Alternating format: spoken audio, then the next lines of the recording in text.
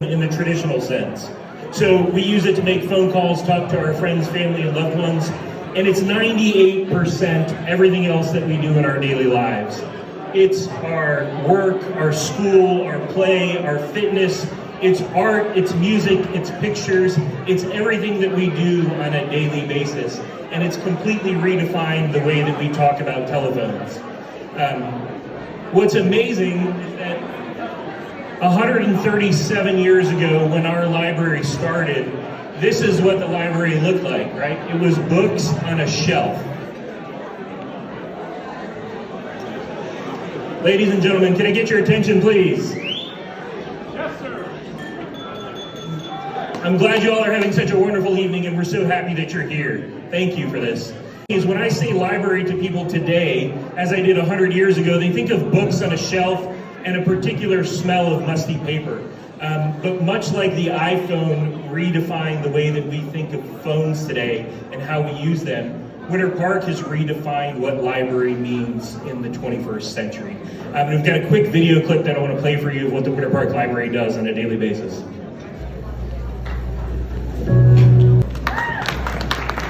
So today at the Winter Park Library, from the moment you walk in and you're greeted by the warm faces of our staff and librarians and their assistants, to the world-class theater spaces that we have for guest lectures, author events, and musical events, to this joyful delight and surprise that you see through People Experience Imagination. The creativity that happens here, the learning on an ongoing basis, people getting tutored, a world-class computer lab that has the latest and greatest in technology, a recording studio. So we've got a state-of-the-art recording studio where people from musicians to podcasters to audiobook narrators come in to use this recording studio on a daily basis. I bet when you think of a library, you don't think of a VR, a virtual reality experience. But we have a state-of-the-art VR experience that can literally transport you anywhere in the world into immersive learning experiences. A maker space where children, entrepreneurs, and artists alike can come in with a vision and an idea or a dream and leave with a tangible product in their hand that they printed on a 3D printer or use the laser engraver to create. And yes, of course, books. But as we mentioned, books are just the beginning of what the library represents. So I just want to share with you a couple brief numbers the library's done over the last 12 months. The building's amazing, but what's even more amazing is what the staff does here on a daily basis. Every month, we welcome 12,000 visitors and guests into the library that are coming through. And those people are checking out almost 500,000 items. And I deliberately say items, not books, because the things that they're checking out today are bicycles, MacBook Pros, Wi-Fi hotspots, art kits for children, and so much more. We deliver, this number blows me away, I don't know how it's possible, 1,700 classes. That 1,700 classes represents 50,000 hours of education that has been delivered in these doors over the last 12 months. And we've done all of that for a record number of library card holders. Over 20,000 library card holders. So I'm not going to be afraid to admit that 10 years ago, I was the person that said, who still uses the library, right? Who's checking out books? Turns out they're not checking out books, they're using a recording studio in a maker space. And the answer to who is more than we ever have had before. To put that in perspective, 7 years ago, we only had 10,000 library card holders. Today, we have over 20,000 library card holders. So more people are using this library than ever before.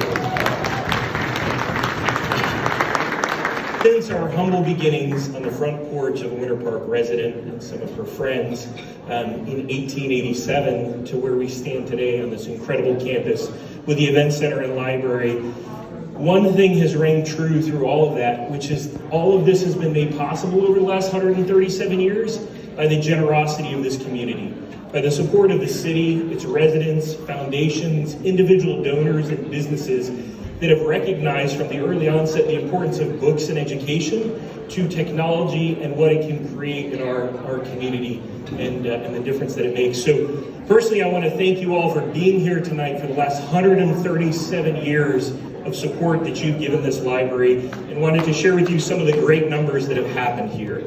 So thank you for being here. One more thing, I started this with the telephone, and I'm going to end it there in just a second. I'd like all of you to pull out your phones for a minute. I know at most events it's bad etiquette, but go ahead and pull it out, hold up your phones. When I see enough phones in the air, I'll stop telling you to hold up your phones. Yes, all of you in the back do, thank you, John. So I want you to hold out your phones this event. You got a text message welcoming you to participate in our silent auction. You have another opportunity tonight to help give to the community and make more things possible through our library.